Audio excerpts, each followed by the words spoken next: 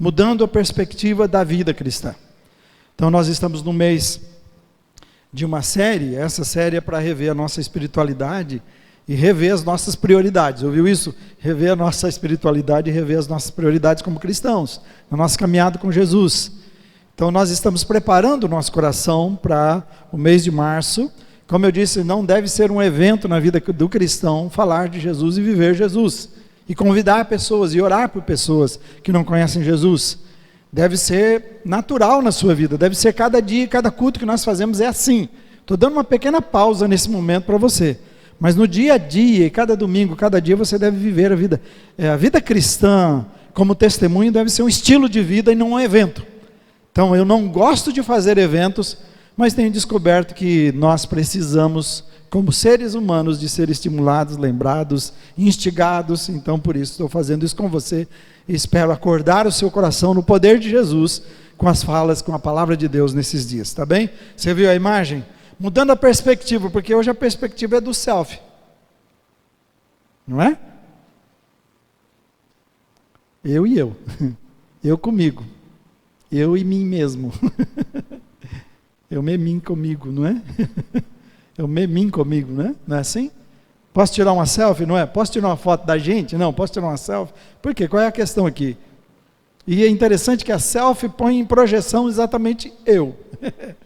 Essa é a grande questão. Então, pensando nesta manhã sobre o que é essa mudança de perspectiva, já que a vida está virando isto, eu e eu, né? Eu vou ler esse texto, vou ler rapidamente, meio correndo, porque são 32 versículos, mas não tem jeito, principalmente para quem está nos visitando, entender sem ler isto. Então vou ler rapidamente, só preste atenção, mas fique conectado, porque Jesus tem uma palavra para o seu coração.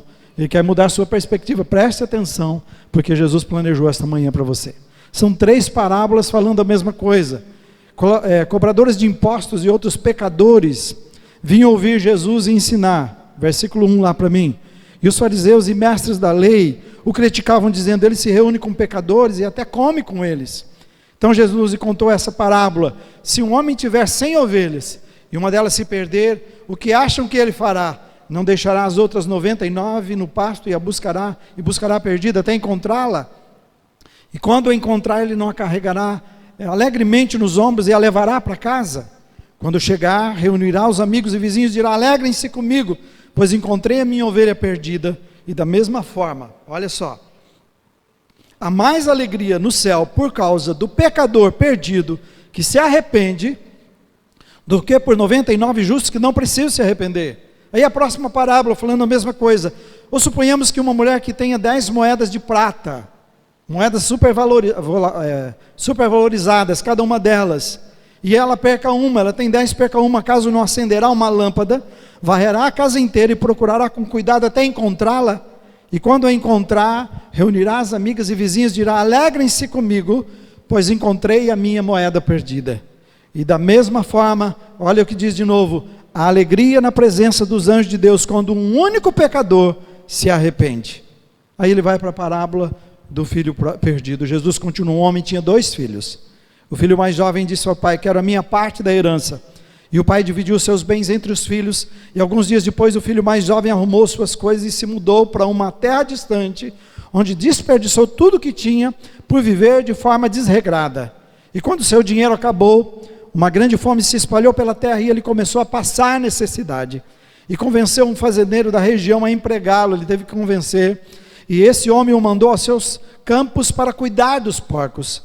Embora quisesse saciar a fome com as vagens dadas aos porcos, ninguém lhe dava coisa alguma. Já estava pedindo lavagem, nem isso estavam dando a ele. Quando finalmente caiu em si, disse: até os empregados de meu pai têm comida de sobra e eu estou aqui morrendo de fome. Vou retornar à casa de meu pai e dizer: pai, pequei contra o céu e contra o Senhor, eu não sou mais digno de ser chamado seu filho, por favor, trata-me como seu empregado. Então voltou para a casa de seu pai, e quando ele ainda estava longe, seu pai o viu, cheio de compaixão, correu para o filho, o abraçou, o beijou, e o filho disse: pai, pequei contra o céu e contra o Senhor, não sou mais digno de ser chamado seu filho. O pai, no entanto, não levou isso em consideração. Ele disse aos servos: depressa, tragam o melhor da casa e vistam nele, a melhor roupa da casa e vistam nele, coloquem-lhe um anel no dedo e sandálias nos pés, matem um novilho gordo, faremos um banquete e celebraremos, pois esse meu filho estava morto e voltou à vida, estava perdido e foi achado, e começaram a festejar. Enquanto isso, presta atenção nesse filho mais velho, enquanto isso o filho mais velho trabalhava no campo, na volta para casa ouviu música e dança, e perguntou a um dos servos: o que está acontecendo? O servo respondeu: o seu irmão voltou, e o seu pai matou o novilho gordo, pois ele voltou são e salvo. Não diz que matou matou o. Era um animal especial, reservado.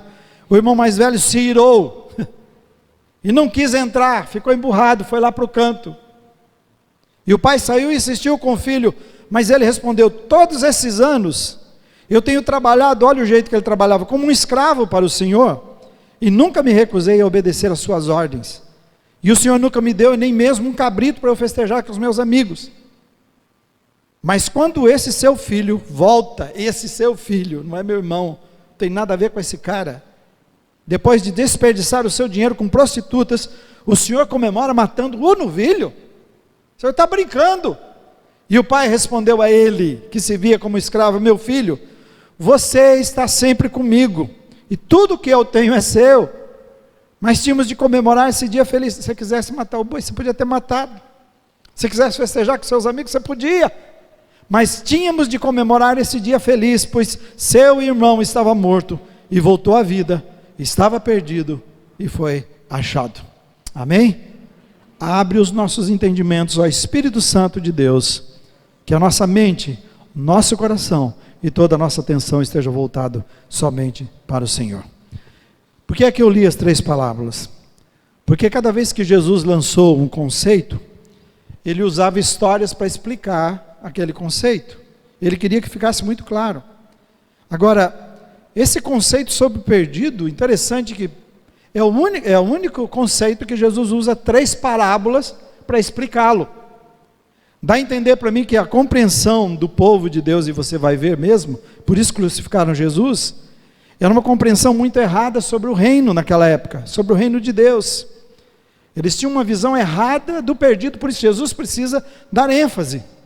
E eu vou dizer para você uma coisa, tudo começou, isso tem a ver comigo e você, não foi por causa dele somente, por causa de nós também que incorremos no mesmo erro. Jesus não escreveu nada, Jesus não ensinou nenhum novo conceito, porque não faça parte também da nossa realidade hoje. E então, tudo começou, quando você olha aqui, com uma postura errada dos religiosos, dos mais certinhos, dos mais santos, da religião que eles consideravam verdadeira. Veja comigo os versículos 1 e 2, porque mudança de perspectiva, olha o conceito. O que eles estavam vendo? Olha, cobradores de impostos, olha o problema, com quem Jesus vivia, com quem Jesus gastava o tempo, cobradores de impostos e outros pecadores vinham ouvir Jesus ensinar. E os fariseus e mestres da lei o criticavam, dizendo: ele se reúne com pecadores e até come com eles. Enquanto os pecadores e as pessoas, os marginalizados pela vida, os deixados de lado, estavam sedentos, com fome, com vontade, iam para Jesus, os homens que se consideravam certinhos ficavam ao lado, de longe, criticando o que Jesus estava fazendo. Então, por isso, Jesus tinha que contar, é assim que começa. Você precisa entender quando as parábolas começam, quando ele começa a falar do conceito e usa essas parábolas para explicar, ele está falando disto. Pessoas que o criticavam, pessoas que tinham uma postura errada contra aquelas pessoas que ainda não conhecem Jesus, mas têm sede e precisam de Jesus. Então, deixe-me ver com você, quais são essas mudanças, qual é essa mudança de perspectiva, que mudanças são essas que nós precisamos fazer na nossa caminhada com Jesus, que Jesus nos ensina aqui. Eu selecionei 3, tentei resumir o que podia, para pelo menos tocar o seu coração de alguma forma, como foi tocado o meu. Qual é a primeira mudança aqui? A vida cristã não está voltada para si mesmo. Vamos falar juntos? A vida cristã não está voltada para si mesmo. Aí você pode mudar. A vida cristã não está voltada para mim mesmo. Porque um grande problema hoje é: eu estou sendo salvo do inferno. Então está bem, beleza, e o restante que se vira. Recebi Jesus. E não é isso. E o que me chama a atenção é que a vida que pensa somente em si, prefere, como nós vimos aqui, que o irmão perdido continue perdido, para que a festa seja só para ele. Você entende qual é a questão aqui? Olha, eu quero que a festa tinha que ser para mim, não para esse cara que está chegando aí agora. Já está no ministério, já está envolvendo, o pastor está dando atenção, as pessoas estão, pera lá, vamos parar com esse negócio, eu estou aqui há mais tempo, a festa é minha, não quero esse cara aqui não. Ele estava trabalhando, estava fazendo o serviço dele, aí ele chega em casa, vê um alvoroço, e a pergunta dele para os servos, o que está acontecendo aqui? Falou assim, o irmão caçula voltou, quer dizer, houve uma conversão, alguém experimentou Jesus na vida. E o que está acontecendo? Estão matando um novilho, estão fazendo uma festa, pararam tudo, pararam a igreja inteirinha para esse negócio, para esse cara, você acha um só, a igreja toda está aí, veja a reação dele. O irmão mais velho, vamos falar comigo? Vamos lá agora? O irmão mais velho, Ciro, não quis entrar, o pai saiu, insistiu com o filho, mas ele respondeu bem forte, todos esses anos, tenho trabalhado como um escravo para o Senhor, e nunca me recusei a obedecer às suas ordens, e o Senhor nunca me deu nem mesmo um cabrito para eu festejar com os meus amigos, mas quando esse seu filho volta, depois de desperdiçar, vamos lá, o seu dinheiro, com prostitutas, o Senhor comemora, matando um novilho. Isso é verdade. Isso é verdade. Não tinha o versículo 30 lá? Não? Está faltando? Isso tudo era verdade mesmo, o que ele estava dizendo, estou trabalhando, dei o melhor de mim, né? Mas a questão toda aqui é um irmão que o pai não vê há muito tempo. Imagina um filho que saiu e que se perdeu, estava perdido na vida, você viu lá. Aí de repente esse cara cai em si, esse filho cai em si, o pai só tinha 2 filhos. E ele volta para casa. Então o que importa mesmo? O que importa mesmo é ele voltar. Não são as coisas, não sou eu. O perdido que voltou, mas ele agiu como alguém que pensava só em si, e que preferia que o irmão continuasse lá perdido, e olha, preste atenção que esse é um perigo que nós corremos, para a festa continuar para ele. Interessante que em Pentecostes, quando o Espírito Santo desce, todo mundo ficou festejando também, se você olhar, leia lá, o Espírito Santo, em Atos 1:8, o Espírito desce, e eles não querem sair dali, mas a ordem de Jesus é, recebereis poder, ao vir sobre vós o Espírito Santo, e sereis minhas testemunhas em Jerusalém, Judeia, Samaria, até os confins da terra. E eles estão lá festejando e adorando, vamos, né, tipo Pedro, vamos armar tenda aqui, vamos construir coisas e vamos ficar aqui nesse lugar, e o Espírito em Atos 8:1 manda uma perseguição para eles naquele lugar, porque eles não entenderam, e espalhou por todos os lugares, porque o Evangelho era para ser espalhado por todos os lugares, serem testemunhos em todos os lugares. É bom estar adorando ao Senhor, é bom estar servindo ao Senhor, nós precisamos disso, mas nós precisamos lembrar disso, que Jesus diz, são testemunhas, eu convidei vocês, eu transformei vocês, eu comprei vocês, para que vocês sejam minhas testemunhas até os confins da terra, e não para vocês viverem para si mesmos. Para mim dói muito, muito, quando eu penso desta forma, e quando eu olho as vidas, olho a igreja de hoje, não a nossa igreja, em geral as igrejas de hoje, os ministérios, que as pessoas estão perdendo tempo consigo mesmas, enquanto o mundo está afundando na sua miséria. Nós estamos voltados para a gente mesmo, nós estamos ensimesmados. Quem você acha que é o irmão mais velho nessa história? Sou eu, é você, somos nós, os mais velhos que estamos gostando da festa. Os mais velhos que gostamos do ar, da música, da pregação, da visitinha, das coisinhas, da atenção, e por favor, o pastor me atende pelo WhatsApp, o irmão também me atende, que joia, bom, mas ele está dizendo assim, festa no céu não é pelos 99 que estão bem, já estão bem, já está guardado, protegido, já sabe o caminho, sabe se alimentar. Festa nos céus é quando 99 fica, e todo mundo sai em busca do que se perdeu, essa é a prioridade. Nós devemos relacionar entre irmãos? Devemos. Nós só devemos, nós precisamos, nós devemos e precisamos. É assim que a gente cresce, é assim que a gente se fortalece, e a Bíblia diz isso, que nós devemos reunir, nem deixar de reunir, quanto o tempo se aproxima. É assim que nós cuidamos uns dos outros.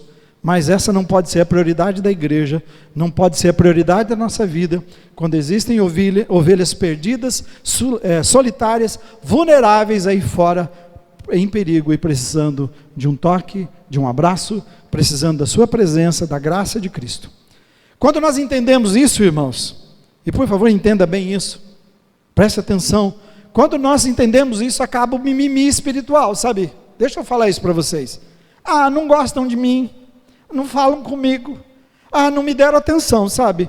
Não me escalaram, não estão fazendo o que eu sugeri, ninguém me ligou, resolveram e não falaram comigo, ninguém me visita, ninguém me inclui nas coisas. Ora, em nome de Jesus, você está sentado no seu banco, essa é uma boa maneira de você ver como está a sua vida espiritual, como você tem que mudar. Porque quando nós estamos olhando para Jesus e entendemos Jesus, entendemos a prioridade de Jesus, eu esqueço, eu morro para mim.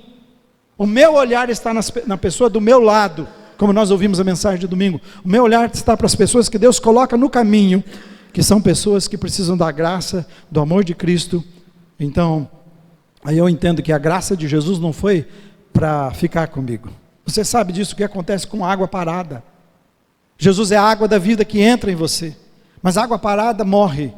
A água parada cria dengue, por isso que nós temos problemas sérios em Londrina, causa doença. Ele diz, vocês são rios de água viva para fluir para outras vidas, tocar outras pessoas, cada dia pelo caminho que você tromba, cada dia você é pão partido, você é água para o sedento. As pessoas chegarem em você, poderem tomar a água e saírem diferente, saírem melhor nas suas vidas. Essa é a ideia que Jesus tem. Olha o que Jesus disse em Mateus 20, 28, vamos ler juntos? Vamos lá, bem forte? A atitude de vocês deve ser igual à minha, porque eu, o Messias, não vim para ser servido, mas para servir e dar a minha vida por muitos. É interessante que ele não para que eu vim para servir. Quando a gente fala, Jesus veio para servir e não ser servido, mas ele continua. Eu só não vim para ser servido e vim para servir, mas esse servir significa sacrifício, me perder, me doar, me entregar em prol das pessoas.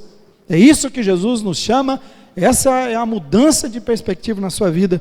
Você não está aqui por causa de você, você não foi conquistado por causa de você, você não tem o dom que você tem por causa de você. Dom, a melhor maneira de definir dom é a maneira que Deus planejou para você servir a outra pessoa. Então se você serve olhando para você, você está errado, precisa crescer na graça de Jesus e olhar para essas pessoas e entender o que é que Jesus espera de você.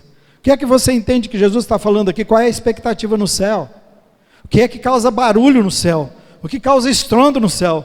O que bota de céu abaixo, né? Vamos colocar assim, lá. Não é você, não sou eu mais. Já foi a nossa época. Tá bem? Tá bem, irmãos? Olha, toda família que tem uma criança primeiro mais velha, depois nasce uma pequenininha, vocês sabem que tem um processo difícil para essa criança. Ela está perdendo o seu lugar, ela está perdendo a sua atenção, ela está perdendo tanta coisa difícil e ela fica com ciúmes. Aquela que pediu uma irmãzinha ou irmãozinho, fica olhando, eu acho que eu fiz besteira. Estraguei o negócio aqui, estava tão bom. Agora meu pai divide comigo o tempo, os presentes, tudo é dividido. Eu não gostei desse negócio não. Você está entendendo, irmãos? Jesus está dizendo assim, só tem festa. E outra coisa, é a criança que nasceu agora que precisa de atenção. Porque a criança também mais velha, você já viu que muitas vezes quer lá mamar na mãe, quer a chupetinha de volta e ela já tem idade maior. Você está entendendo? Em nome de Jesus, irmãos, prestem atenção nisso. Nossa prioridade é a criança que nasceu, ela precisa, você já sabe. Nós não vamos dar mamadeira de novo, nem chuquinha, querido. Coliquinha já foi, filho. Amém, irmãos? Em nome de Jesus, vamos acordar, a prioridade é o que nasceu. A gente dá atenção para aquilo que faz festa no céu. Ele diz, deixa as 99 e vai até encontrar o perdido. Deixa também as 9 moedas e acha que se perdeu. E o pai não desiste de esperar até que o filho volte. Eu preciso que você entenda que tudo que nós fazemos aqui nessa igreja, receber no estacionamento, aí vai para os ministérios, receber da porta da igreja, o trabalho com crianças, o louvor, a oração, a pregação, o data show, cada atividade, cada ministério da igreja tem o objetivo de levar essas pessoas ao encontro com Jesus Cristo. Amém, irmãos? Estava ouvindo de uma igreja que são executivos, auto-executivos que estão lá no portão, recebendo as pessoas e dizendo bem-vindo. porque ele entendeu, ele sabe que, mesmo que é tão importante o seu papel, ele faz tantas coisas tão grandes no dia a dia, nada se compara em estar num estacionamento, um alto executivo, dizendo assim: bem-vindo, que bom que você está aqui, eu oro para que você tenha um encontro com Jesus nesta manhã. Você entende? Cada aspecto dessa igreja, cada coisa que fazemos, nós estamos de olho, não é na gente, não é se está legalzinho para mim, não é se está bem para mim. Tomara que seja muito desconfortável, mas eu estou vendo que eu fiz de tudo para que aquela pessoa que chegou hoje ouça Jesus, seja tocado por Jesus, seja amado por Jesus através da minha vida. Amém? Você está sendo convidado por Jesus nesta manhã a mudar o esforço e a dedicação da sua vida. O esforço e a dedicação da sua vida não é você, é quem está do seu lado. Nós não podemos preferir que o perdido continue perdido só para que a festinha seja para a gente, só para que a atenção seja para a gente. Em nome de Jesus. Em nome de Jesus. Segundo, com outra mudança, vamos falar juntos? A vida cristã não desiste jamais do perdido. Não olharmos as pessoas sem Jesus, as pessoas sem Jesus com prioridade, é deixar de entender o propósito da nossa caminhada com Jesus. Assim como o Pai me enviou, eu vos envio. Amém? Diga assim: Jesus me enviou. Jesus me enviou. Foi isso que ele fez. Não peço que os tire do mundo, mas que livre do mal. E eu os envio para o mundo. Para ser bênção lá como Jesus estava fazendo no início aqui. Jesus disse: a minha missão, estava muito claro. Cada dia que ele fazia, que ele levantava e andava, e deve ser assim com você e comigo, ele falou: minha missão é buscar e salvar o perdido, e acabou. Você precisa levantar cada dia assim, eu e você precisamos levantar cada dia assim. O seu trabalho que Deus te deu e condições, a sua empresa que Deus te deu, o dinheiro que Deus te deu, as habilidades que Deus te deu, seja profissionais, seja espirituais, aqui que as profissionais também são, mas vamos separar só para tentar entender também o que você faz aqui, mas é uma coisa só. Todas as habilidades que Deus te deu foi para isso, para a sua missão de vida, buscar e salvar as pessoas que estão perdidas. Você já está salvo. Foi maravilhoso nos encontrar com Jesus, não foi? Foi, irmãos? Quando eu paro, meu pai esteve aqui agora, ele está agora em Curitiba, eles estão assistindo o culto lá com toda a família na sua casa nesse momento. Como a família do Rodrigo no Japão, inclusive está dizendo que no Japão não está tendo máscara, eles estão proibindo de comprar porque ninguém sai nas ruas, ninguém vai para a escola sem máscaras, com medo dessas, do coronavírus, que a gente precisa tomar cuidado. Eu quero falar para você, ao espirrar, cuida como você espirra, não espirra oferecendo para os irmãos, isso não precisa, por favor, a gente espirra, eu sugiro, nem a mão, mas se for preciso, põe a mão melhor, mas lava depois, porque senão você espirra na mão e depois, pai do senhor, irmão, aí você vai dar mais coisa do que o senhor para ele, então, a sugestão é, aqui, espirre no seu braço, tá? Aí já fica quase ali, você não precisa limpar a mão, mas está dizendo dos cuidados, ele está dizendo do perigo, mas eles estão nesse momento assistindo, participaram da ceia junto com a gente. Que bom ver isto, que bom, Que bom ver como Deus age e as pessoas estão sendo tocadas por Deus.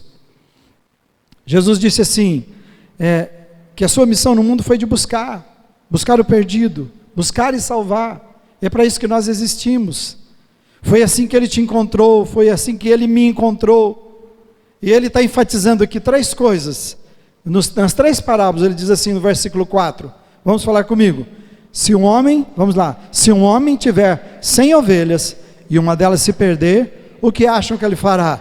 Não deixará as outras 99 no pasto, e buscará a perdida até encontrá-la? Não vai buscar, ele vai buscar até encontrar. Na segunda parábola, leia comigo, ou suponhamos que uma mulher tenha 10 moedas, leia comigo, de prata, e perca uma, acaso não acenderá uma lâmpada, varrerá a casa inteira e procurará com cuidado até encontrá-la? E no versículo 20 já é diferente, é a esperança que não morre, que não desiste. Fale comigo. Então voltou para a casa de seu pai.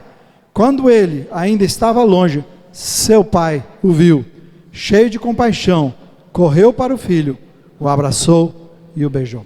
Então, na primeira história, Jesus ensinou que um homem deixou 99 para trás para encontrar a que se perdeu, até encontrá-la.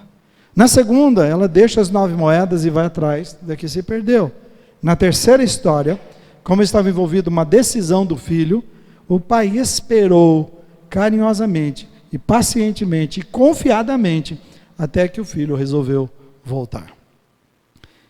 Ele, para mim, quando diz assim que ele viu ao longe, todo dia esse pai foi ao portão para olhar, o portão de casa, para olhar pelo caminho. Será que meu filho está voltando hoje? Será que é hoje? A gente faz isso pelos filhos também em oração, não só pelos perdidos, todos que estão. Cada um que tem, a gente faz isso pela esposa, faz isso pelo marido que ainda não conhece Jesus. A gente não pode desistir de orar e esperar. Amém? Eu animo você a fazer isso. Aqui a ideia é que tudo precisa ser deixado de lado quando a vida de alguém está em risco. Entende? A gente precisa saber fazer isto. Diz que lá no navio, o Titanic, quando afundou, alguém deles pegou 3 laranjas, 5 laranjas, eu não lembro. Você podia escolher: eu pego a joia cara que está aqui e levo porque vai afundar, ou eu pego 3 laranjas. O que você precisa nessa hora? De joias ou de laranja? Porque vai afundar e você vai entrar num barco, vai ficar à deriva e vai precisar. Joias não vão servir para nada, por muito valor. Jesus está querendo ensinar a você e eu: o barco está afundando. O mundo já está afundando, nós sabemos disto. Nós já não temos dúvida disso. Enquanto está afundando, sabe escolher o que realmente é essencial. E ele está dizendo assim: deixe de lado todas as outras coisas, deixe de lado a si mesmo e foque naquilo que é importante. O texto está dizendo que eles empregaram todo o esforço possível. Eu já orei, convidei, ele não quis vir. Deixa para lá, se vira. É assim que a gente faz. Ele disse que decidiram que a única coisa que faria eles pararem é quando tivesse uma resposta.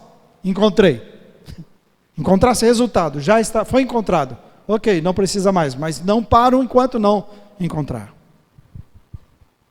E interessante que encontrar o perdido era tão grande, que não é uma coisa: encontrei, está aqui. Não, era algo que eu queria contar para todo mundo. Gente, uma ovelha estava perdida, eu tinha perdido.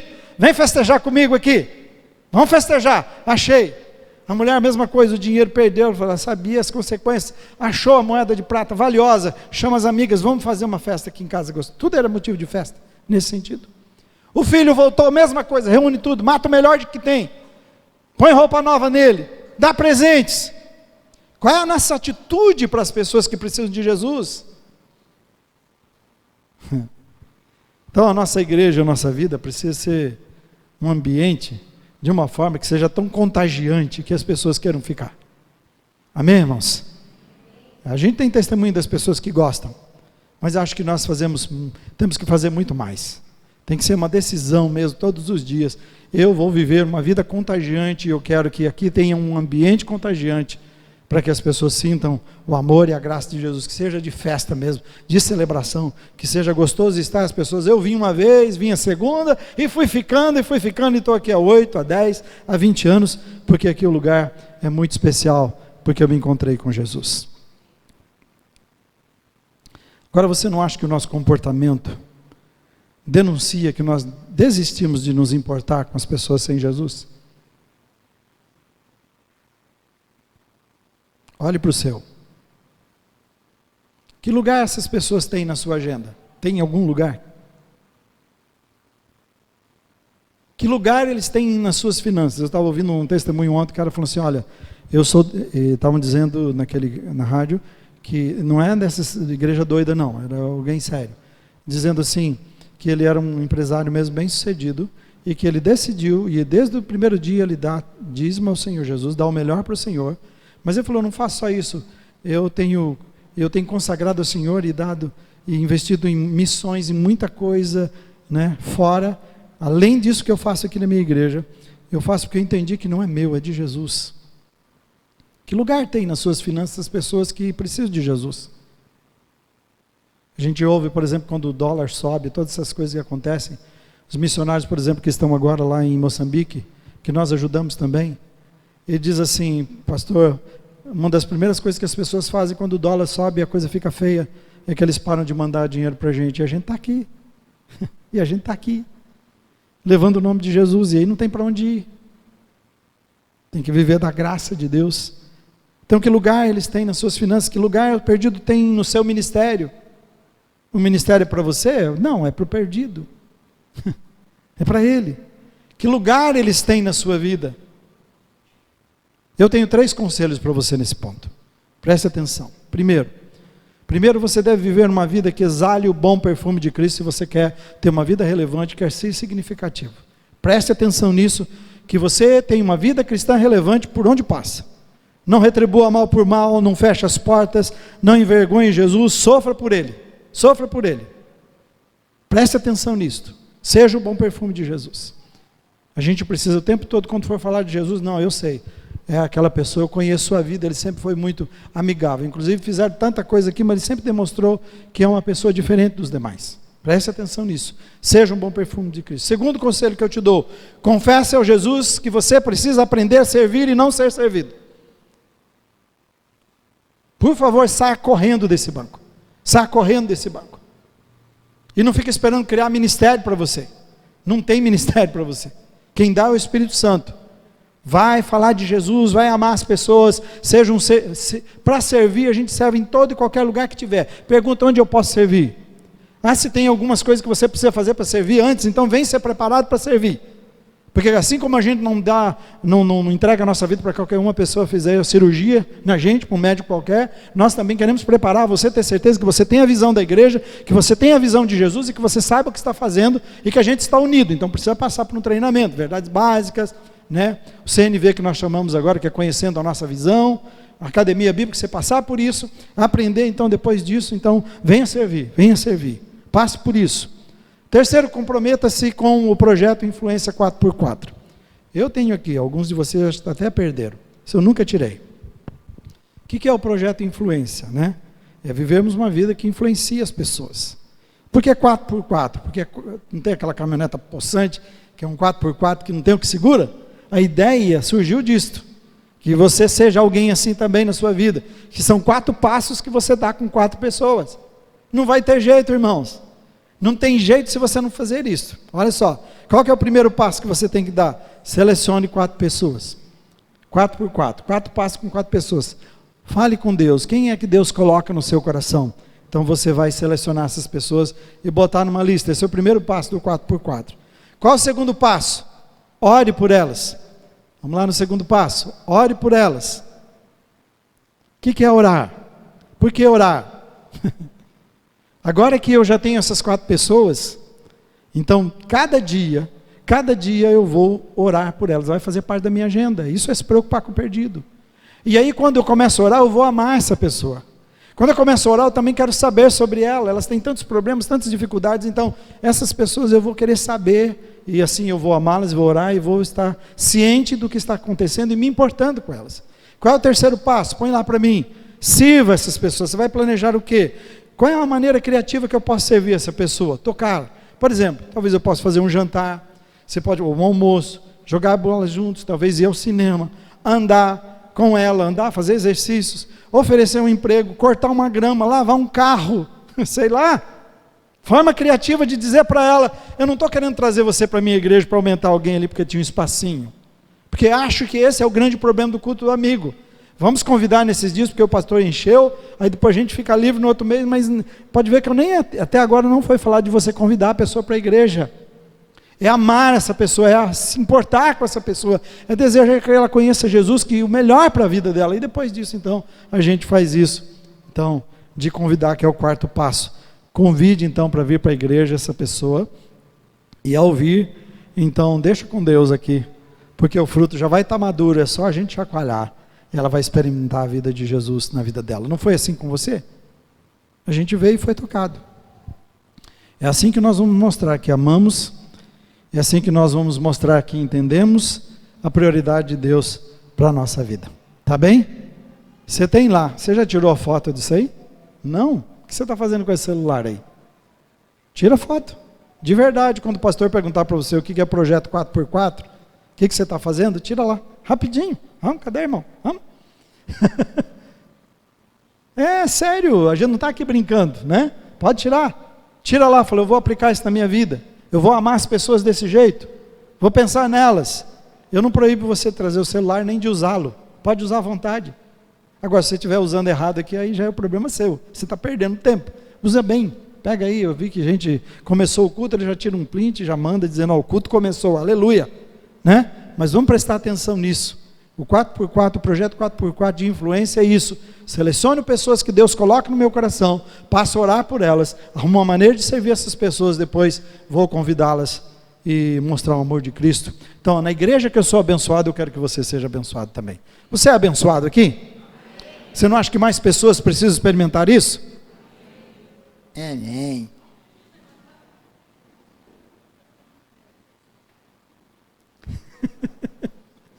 Vocês não acham que mais pessoas precisam experimentar isso, irmãos? Amém, aleluia. Terceiro e último lugar. Qual uma outra mudança?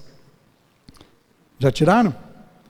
Pode trazer seu celular, pode printar, pode ver a Bíblia nele, pode ficar, um amigo, nossa, eu vi um negócio aqui agora, você precisa ver.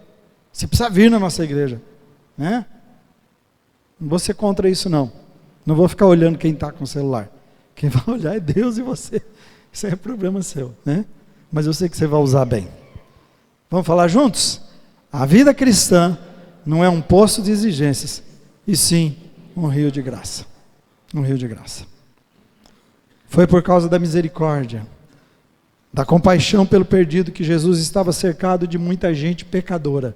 Por isso que ele foi criticado. Mas eram pecadores sedentos. Era gente que queria conversar com ele, era gente que queria aprender com ele, era gente que estava impressionado com ele, era gente que queria ficar com ele, que valia a pena. E os religiosos de longe, mais um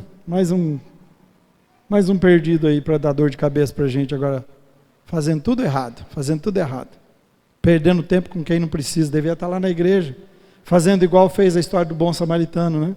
Não posso parar para te socorrer porque eu tenho que ir para a igreja. Eu não posso parar para te socorrer porque eu tenho uma mensagem para fazer agora. Eu vou tocar hoje. Sinto muito, você está caído aí, você vai morrer aí mesmo, mas não é meu problema.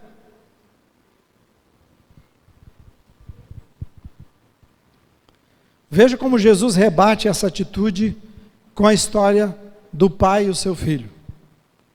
O filho, depois de perder tudo, vou relembrar isso a você, depois de gastar tudo com prostitutas, passar fome, e diz que a terra que ele estava naquela época estava passando por um período também de miséria, e ele foi cuidar de porcos, que era a profissão mais degradante naquela época que um judeu podia passar, e ele foi cuidar, por isso os judeus ficaram muito bravos, porque Jesus estava falando isso para eles. Ele foi cuidar de porcos, isso para ele era horrível, eles não cuidavam de porcos, eles não comiam porcos, mas ele foi. Então Jesus mexeu mesmo profundamente com eles, e pior ainda, ele diz, a situação estava tão grave que para ele comer comida de porco já estava bom, comer lavagem já estava bom, e mesmo assim o negócio estava feio para a sua vida.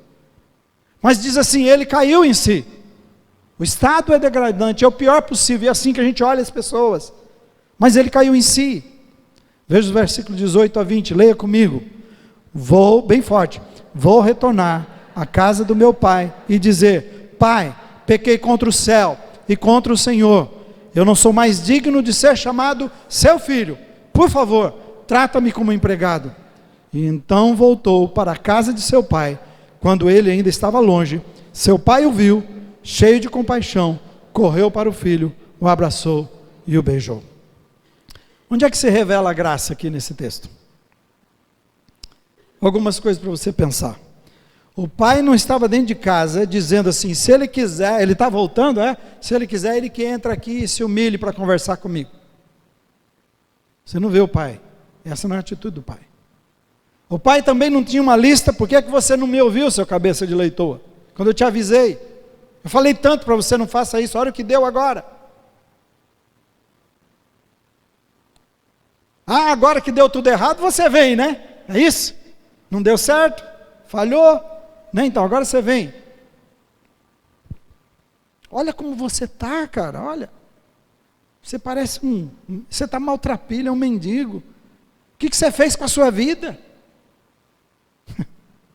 É isso que o pai faz? Tem muitas pessoas que se sentem assim. E o pior é quando eu e você reforçamos isso na vida delas.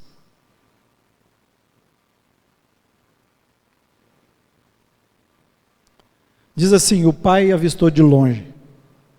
Como é que o pai sabia o dia que o filho ia voltar? Como é que o pai avistou de longe? Só tem uma explicação. Aqui eu já disse no início. Todos os dias ele ia lá. Aí me acompanha agora. Todos os dias ele ia lá. Olhava no caminho. Será que ele está voltando hoje? Dia após dia ele fez isso. Dia após dia ele fez isso. Todos os dias ele não parou de esperar. Ele não desistiu. Meu filho vai voltar. Meu joelho está no chão. Eu creio nisso, ele vai voltar. Uma outra coisa. O pai, quem é que correu para quem? Foi o pai que correu para o filho. O pai que correu para o filho. Ficou sentado. Foi o pai que abraçou o filho. Foi o pai que beijou o filho. Você entende a diferença? Ele está dizendo aqui, rapaz, eu sempre estive te esperando. O dinheiro e o que você fez não importa para mim, toda a besteirada que você fez, o que aconteceu, o seu passado não importa. Ele está dizendo assim, eu sempre estive te esperando, que bom que você voltou. Ele abraça, ele beija, ele segura, ele pula no seu pescoço e fala, que bom que você está aqui de volta. E quando você vai para os próximos versículos, diz assim, ele fez festa, ele matou o melhor novilho. Ele falou assim, só ser empregado já está bom, mas quando ele dá um anel e põe sandálias, somente um filho, quem tinha status de filho, tinha anel e sandália. Os escravos andavam descalços. E ele estava dizendo, filho, eu estou te recebendo de volta como meu filho, você não vai ser escravo aqui, apesar do filho mais velho achar que era escravo, ele diz, você é livre aqui, você é meu filho. E ele diz assim, você jogou tudo fora, mas você é herdeiro de novo. Tudo que eu tenho aqui continua sendo seu outra vez, é seu. Eu confio em você, vem cá meu filho. Você tem todos os seus direitos novamente. Então irmãos, é dessa forma que Deus vê o perdido para que a gente aprenda. E a gente precisa aprender, Ele espera isso de nós. Ele ama profundamente, Ele ama incondicionalmente. Vamos ver o que é esse testemunho. E o que é pessoas também que se disponibilizaram e foram atrás daquele que estava perdido. Veja lá.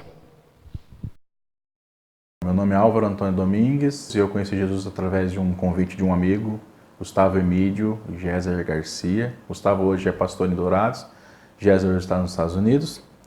Esse convite eu estava estudando no ensino médio, eles me chamaram para ir para um acampamento de jovens, lá em 2000.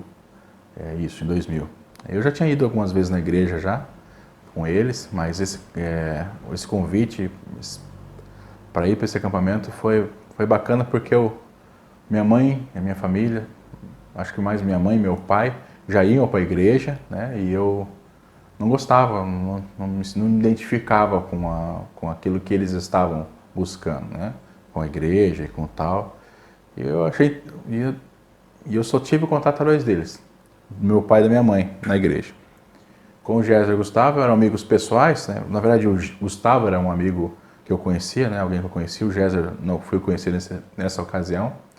E eu, por saber o que era Jesus e uma igreja cristã, ver um convite de alguém que era próximo de mim fez muita diferença, porque me identifiquei e falei, poxa, eu acho, se ele precisou disso, talvez eu precise também, né? Porque eu sempre via pessoas que eu não conhecia na igreja, eu falei, bom, se ele tem Jesus, ele ama Jesus, tudo aquilo que ele me contava fez diferença na vida dele, eu falei, quem sabe eu não preciso disso também. Porque eu nunca fui alguém que causou problemas da forma comum, né? Sempre fui um bom filho, um bom aluno, né? Da forma tradicional que se diz, né? Então eu achava que essas coisas não precisavam, achava que eu estava bem, né? E por mais novo que se fosse, ao ver o Gustavo, falou, não, poxa, eu vou sim, eu vou nesse acampamento sim, né? Acho que vai ser legal. E eu me identifiquei muito com ele e tal, gostava muito dele. No acampamento não foi diferente, né? Foi bem divertido, pude conhecer Jesus de uma forma diferente, através dele, do convívio, da forma que ele enxergava, a forma que todos eles enxergavam, na verdade. Né? E foi nesse acampamento, se não me falha a memória, em 15 de junho de 2000, que eu tomei a decisão por Cristo Jesus. Né? Aceitei o convite para que ele morasse no meu coração. No mesmo ano eu vinha me batizar também. E eu digo que foi muito importante também a permanência na igreja, também se deu por causa do relacionamento com esses amigos, com o Géser, com o Gustavo, aí ganhei outros amigos também, né? O Anderson, né? O próprio Anderson, irmão do Gustavo, Márcio, Júnior, hoje está aqui comigo, né? Na igreja, Micael, enfim. Eu falo sem medo de que eu não fiquei na igreja por causa de Jesus, embora fosse por causa de Jesus, mas eu fiquei por causa dos meus amigos, eu queria estar perto deles. E mal sabia eu que era Jesus que estava trabalhando na minha vida, construindo o reino na minha vida, no meu coração. Né? Então eu digo, olha, eu vinha para a igreja para sair depois com eles, para estar o tempo com eles, para sentar junto com eles, para cantar, brincar. A minha história é totalmente... A porta que Deus escolheu para mim conhecê-lo foi através desses amigos meus. Vamos aplaudir Jesus. O pessoal do louvor pode subir, tá bem? Tá aí. Vamos ficar em pé nesse momento?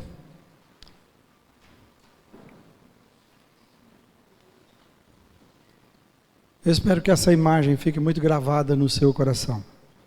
A imagem que você está vendo aí. Mudança de perspectiva é de mim para o outro. Esse é o seu chamado, é o meu chamado.